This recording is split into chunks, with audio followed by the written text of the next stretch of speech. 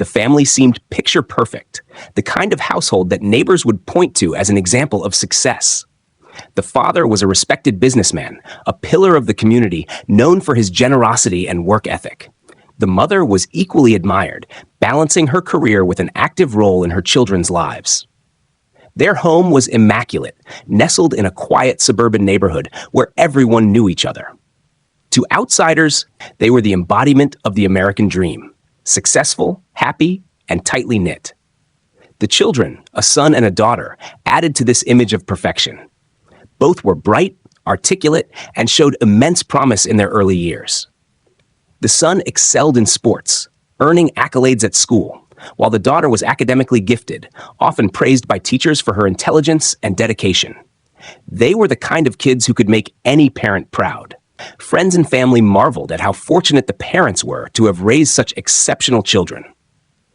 But beneath this polished exterior lay cracks that were widening with each passing year.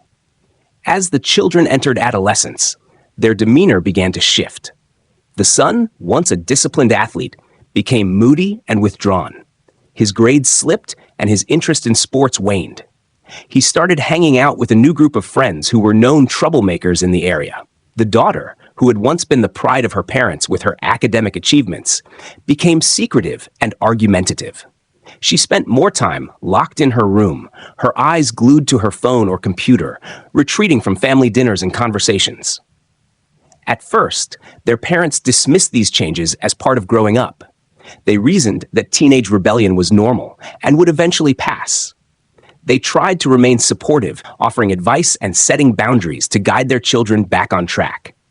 But their efforts seemed only to push the son and daughter further away.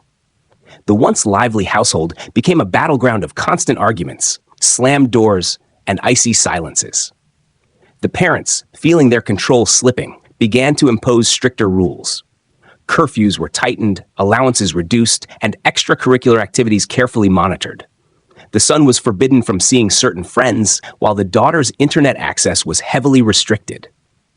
These measures, however, only fueled the resentment simmering beneath the surface. The children viewed these actions not as acts of love, but as oppressive attempts to stifle their independence. What the parents didn't realize was that the siblings had begun to form an alliance against them. Behind closed doors, the son and daughter shared their frustrations and grievances, feeding off each other's anger. They bonded over their shared sense of injustice, painting their parents as overbearing and controlling figures who didn't understand or respect them. Conversations that might have once been filled with sibling rivalry now revolved around their mutual disdain for authority. Small acts of rebellion followed. The son would sneak out at night, returning home just before dawn. The daughter lied about her whereabouts, claiming to be at the library while meeting friends at the mall. They began taking small amounts of money from their parents' wallets, justifying it as compensation for their perceived mistreatment. These acts, seemingly harmless at first, marked the beginning of a darker descent. The parents, overwhelmed by the growing tension, found themselves questioning where they had gone wrong. They wondered if their work commitments had left their children feeling neglected, or if their expectations had been too high. But even as they sought answers, the distance between them and their children grew, setting the stage for a tragedy no one could have anticipated. The stricter rules and tightened restrictions imposed by their parents did not have the intended effect.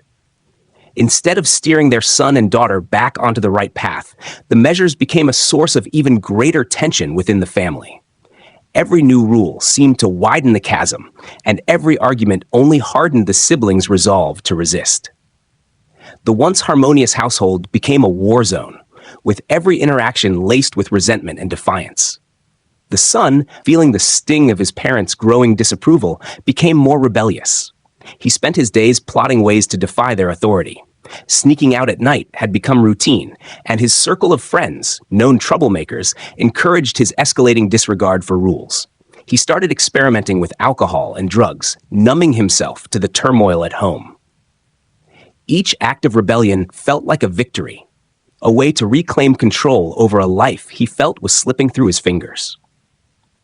The daughter, though subtler in her resistance, was no less defiant. She developed a talent for deception, weaving elaborate lies to cover her tracks. While her parents believed she was still the studious, disciplined child she had once been, she was secretly living a double life. She skipped classes to spend time with friends her parents didn't approve of, often engaging in behaviors far removed from the perfection her family expected of her. Her intelligence, once a source of pride, was now a tool she wielded to outsmart her parents and further their growing mistrust. Despite their differences in approach, the siblings were united in their rebellion. They began spending more time together, sharing their frustrations and grievances. What started as venting sessions soon evolved into something darker. They saw themselves as allies in a battle against an oppressive regime, an us versus them mindset that drew them closer. Late at night, when the house was quiet and their parents were asleep, the two would sit in the darkened living room, whispering their complaints and hatching schemes to undermine authority. Their alliance grew stronger as they fed off each other's bitterness. The son encouraged the daughter to push boundaries, praising her cunning ability to evade detection. The daughter, in turn, admired her brother's boldness and willingness to challenge the status quo. Together, they became a force, each emboldened by the other's defiance. Their acts of rebellion escalated. The son began stealing from his parents, taking money from their wallets, and even pawning items from the house. When confronted, he denied everything, often exploding into fits of rage that left his parents bewildered and defeated. The daughter, though more calculating, played her part by covering for her brother, creating alibis and diverting attention when needed. The siblings operated as a team, each playing their role in a twisted partnership built on a shared sense of injustice. Meanwhile, the parents struggled to maintain control. Their once firm authority now seemed powerless against the tide of defiance. They tried therapy, family meetings, and even grounding the children, but nothing worked. The siblings seemed to thrive on conflict, growing more defiant with each attempt to rein them in. Unbeknownst to their parents, the siblings' bond had deepened into something far more dangerous. What had started as teenage rebellion had transformed into a toxic partnership fueled by anger and a growing sense of entitlement. The small acts of defiance were no longer enough to satisfy their need for control. They wanted more freedom, more independence, and ultimately a way to escape the life they felt was suffocating them. And for that, they would need a plan. As the siblings' rebellion escalated, another source of tension began to surface within the family: money. Their parents, once financially stable, were facing increasing pressures due to the costs of maintaining their lifestyle and ensuring their children's futures. Arguments about spending became more frequent, with the father often reminding the children of the sacrifices he and their mother were making to provide for them. For the siblings, these conversations only deepened their resentment. The son, in particular, saw the financial lectures as thinly veiled accusations, implying he was a burden rather than a valued part of the family. He began to view money as a symbol of control, something his parents wielded to keep him and his sister under their thumb. He shared these thoughts with his sister, who eagerly agreed. She, too, felt stifled by their parents' tight grip on the family's finances. The allowance they were given felt like a pittance, and the siblings began to fantasize about what life might look like if they didn't have to answer to anyone. Their dissatisfaction turned into outright greed when they discovered their parents' will during one of their secretive late-night plotting sessions. Hidden in a locked drawer, the will outlined the family's assets and how they would be distributed in the event of their parents' deaths. The siblings were stunned to see the potential inheritance they stood to gain. For the first time, they realized just how wealthy their parents were, despite their constant talk of financial struggles. The discovery lit a spark in the siblings that quickly grew into a blazing fire. They began to see their parents not as protectors or providers, but as obstacles standing in the way of their freedom. The inheritance represented everything they craved: independence, power, and the ability to live life on their terms. But to access it, they would have to wait, a prospect that neither sibling found acceptable. The son, impulsive and prone to anger, was the first to suggest a drastic solution. Late one night, he brought up the idea of accelerating the process. His words were cloaked in half-jokes and hypotheticals, but his sister understood the true intent behind them. At first, she was shocked, dismissing the notion as absurd. But as the days passed, the idea began to take root in her mind. The siblings started having more serious discussions about what they might do. The son, emboldened by his anger, was eager to act, while the daughter, more calculating, insisted on caution. They agreed on one thing. Their parents were the only thing standing in the way of the life they believed they deserved. The siblings' growing obsession with their inheritance began to dictate their actions. The son started keeping track of their parents' schedules, noting when they would be alone or vulnerable. The daughter used her intelligence to research methods, quietly gathering information without drawing suspicion. Together, they began crafting a plan that was as cold as it was horrifying. Their behavior at home became even more strained. The parents, oblivious to the true depth of their children's bitterness, continued their futile attempts to restore order. But the siblings no longer cared about family unity or reconciliation. They had already decided on their course of action, convinced that their future depended on eliminating the very people who had given them everything. What began as idle rebellion had transformed into something far more sinister. Greed, resentment, and a shared sense of entitlement had created a perfect storm, and the siblings were prepared to do whatever it took to seize control of their lives, even if it meant committing the unthinkable. The plan, once a distant and abstract notion, quickly solidified into something terrifyingly real. The siblings, fueled by resentment and greed, meticulously plotted every detail. They approached their scheme with chilling determination, dividing responsibilities and rehearsing scenarios to ensure nothing was left to chance. What had once been whispered half-jokes now evolved into detailed blueprints for an act of betrayal that would forever change their family. The son took on the role of executor, leveraging his boldness and impulsivity to push the plan forward. His sister, always the more calculating of the two, handled the logistics, researching methods and contingencies. Together, they crafted a timeline that would align perfectly with their parents' routines, ensuring minimal risk of exposure. Their ability to work together with such cold precision was a testament to how far they had drifted from the children their parents had once known. On the chosen day, the house felt eerily normal. The parents went about their routines, unaware of the storm brewing around them. The siblings, though inwardly tense, maintained an air of calm. They had rehearsed this moment so many times in their minds that it felt almost surreal to see it unfolding in reality. When the moment came, it was swift and brutal. The son carried out the physical act, his movements driven by a toxic mix of adrenaline and anger. The daughter played her part with equal resolve, ensuring the plan remained on track. The siblings had prepared for every possible variable, executing their roles with an unnerving lack of hesitation. When it was over, the house was silent, the horrifying reality of their actions hanging heavily in the air. But the aftermath was anything but smooth. Despite their meticulous planning, there were details they hadn't anticipated. Bloodstains proved harder to clean than they had expected.